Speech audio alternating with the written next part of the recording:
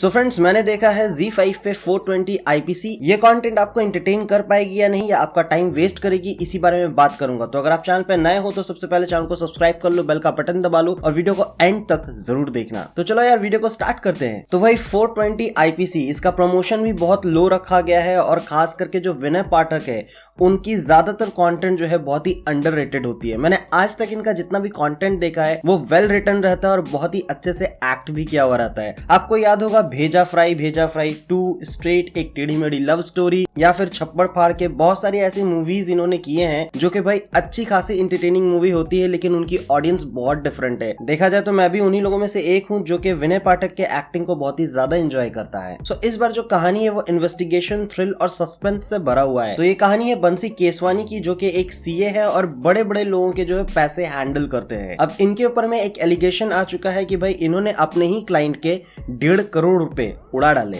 और वो चोरी करने का जो तरीका रहता है वो है चेक के ऊपर में फॉर्जरी साइन करके 50-50 लाख के 3 चेक उन्होंने गायब कर दिए। अब इसी केस को जो है लड़ने के लिए आ रहे हैं रोहन मेहरा, जो कि इससे पहले आपको बाजार मूवी में दिखे थे सैफ अली खान के साथ में। वहां पे वो ठगे गए थे सैफ अली खान द्वारा, अब यहाँ पे वो ठगे जाते हैं या सही में वो एक सही केस लड़ रहे होते। और सबसे बड़ी बात कि क्या ये केस वो जीत पाते हैं या नहीं। मूवी जो है 1 घंटे 38 मिनट की है, तो ज्यादा टाइम नहीं लगने वाला है आपको, और बहुत ही टाइट रखा गया है स्क्रीन प्ले को। डायरेक्शन और स्टोरी के बारे में अगर मैं कहूं तो एक अच्छी स्टोरी, खास करके इस तरह के कंटेंट में एक अच्छी स्टोरी तभी होती है जब बहुत ही कॉम्प्लिकेटेड चीज को बहुत ही सिंपल वे में स्टार्ट किया जाता है और जिसको देखते ही आप कह दोगे कि यार ये तो ओपन एंड शट केस है, इसमें क्या ही अलग हो सकता है। ये भाई साहब को जो है जेल जाना होगा या फिर इस भाई साहब को छोड़ देना होगा, दो में से कोई एक ही चीज हो सकता है ओपन और शट केस में। थोड़ा सा ओवरव्यू दूंगा इस स्टोरी के बारे में ताकि आप इस कहानी को एंड तक एंजॉय कर पाओ। तो भाई कहानी है यहाँ पे सीए की, जो कि विनय पाठक है। उनके एक क्लाइंट है जो संकेत भोसले करके एक पॉलिटिशियन है, और उनके ऊपर में एलिगेशन लगता है कि उन्होंने सरकार के बहुत सारे पैसे उड़ा दिए हैं। और जब उस पॉलिटिशियन के ऊपर में इन्वेस्टिगेशन चल रहा होता है तभी विनय पाठक के घर में भी सीबीआई की रेड पड़ जाती है। अब इस सीन को देखने के बाद मुझे क्राइम पेट्रोल का वो वाला एपिसोड याद आ रहा है, अगर आपने देखा हो तो, खास करके वो स्पेशल एपिसोड्स में आता था। एक बंदा जो कि नॉर्मल सा बंदा है, एक चाली में रहता है,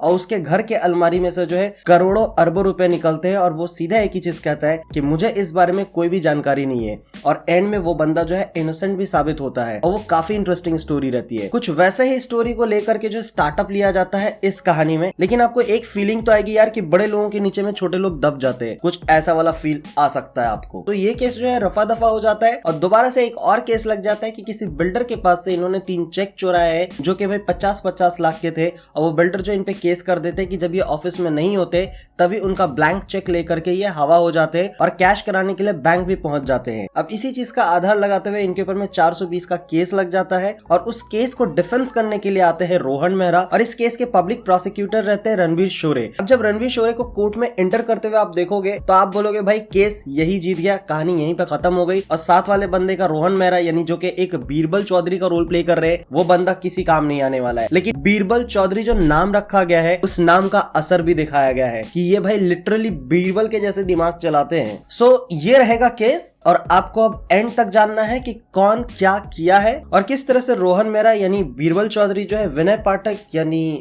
केसवानी जो सीए है उसको कैसे छुड़ाने वाला है, क्या क्या एविडेंस सामने आने वाले हैं, किस तरह के फैक्ट्स रखने वाले हैं, क्या ट्विस्ट आ सकता है कहानी में, और आपको थ्रिल वाली फील आएगी या नहीं। अब बात करते हैं गुल पनाग के बारे में। गुल पनाग जो है आधे फिल्म के बाद में एक अचानक से ट्विस्ट लेकर के आती है, जो कि बॉस के साथ में एक अफेयर वाला एंगल दिखाते हैं। बॉस यानी वो बिल्डर जिसने केस दायर किया है सीए पे और वो जेल जा चुका है। तो भाई ये ट्विस्ट जो है आपको बहुत ज्यादा हिला देगा। वो चीज मुझे थोड़ा यार थ्रिल फील करवाता है, मतलब सही जा रही थी स्टोरी, अचानक से कहां मुड़ गई, और आप एंड तक तो बंधे हुए रहोगे, क्योंकि विनय पाठक जो है उनके घर का ईएमआई वो नहीं पे कर पा रहे हैं, उनका घर जब्त होने वाला है, उनको नोटिस आ चुका है कि घर खाली कर दो। अब वो बंदा जो है ये चीज कर रहा है, मतलब कहीं ना कहीं उसका मोटिव है। सो ओवरऑल अगर आपको बताऊं तो आप अगर क्राइम पेट्रोल के फैन हो और क्राइम पेट्रोल में आपको एंड तक पहुंचने में मजा आता है, और आपने बहुत समय से जो है क्राइम पेट्रोल अगर देखना छोड़ दिया है और इस तरह के जॉनर में कुछ अच्छा लेवल चाहते हो, तो ये आपको एंटरटेन करेगी। परफॉर्मेंस का ये है कि भाई विनय पाठक हमेशा के जैसे अपना बेस्ट दिए हैं।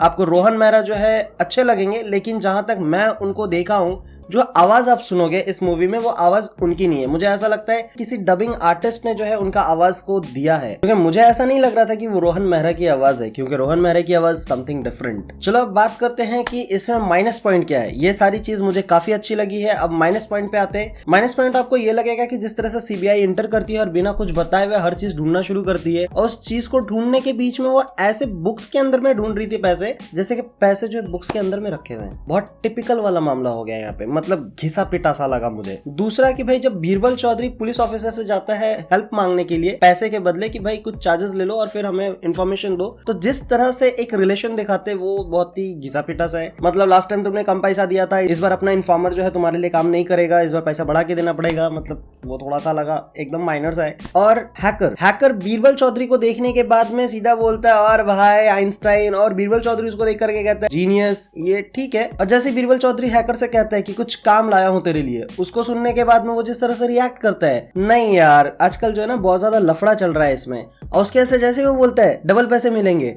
भाई साहब बोलते हैं अच्छा चलो काम करते हैं। तो ये छोटे छोटे से कुछ माइनस पॉइंट थे। इसके अलावा मुझे कुछ भी ऐसा नहीं लगा। बैकग्राउंड म्यूजिक की अगर बात की जाए तो मुझे ऐसा लगता है बैकग्राउंड म्यूजिक के बदले जो है इन लोगों ने कुछ रियल एम्बियंस यूज किए हैं, जैसे कि चेयर का हिलना, जज जब अपने कुर्सी से थोड़ा भी मूव होता है वो चेयर का जो आवाज आता है उसको तक यूज किया गया है। मतलब वो सीरियसनेस बना के रखने की कोशिश की गई है, और कोर्ट रूम के अंदर का जो ड्रामा दिखाया जाता है वो बहुत ही ज्यादा रियलिस्टिक रखने की कोशिश की गई है। So it was quite good. So overall it was not time pass movie, it was not a below average movie, it was a good movie. So that's it from my side, that was my honest reaction for this movie and what's your take, please do comment। और comment करके बताओ यार, please comment कुछ ऐसा करो जो मुझ तक पहुंचे, क्योंकि YouTube का एल्गोरिदम कुछ ऐसा हो चुका है कि कुछ भी आप गलत वर्ड यूज करते हो या फिर कुछ भी गालियां लिखते हो तो वो मुझ तक नहीं पहुंचता है। मैं आपके फीडबैक को सुनना चाहता हूं, लेकिन आप थोड़ा सा अच्छा वर्ड यूज कर दो, नेगेटिव ही करो और थोड़ा अच्छे वर्ड यूज करो ताकि वो बुरी चीजें मुझ तक पहुंचे। आप डायरेक्टली उसमें कुछ गाली ऐड कर दोगे, आपका वो कमेंट उड़ जाता है।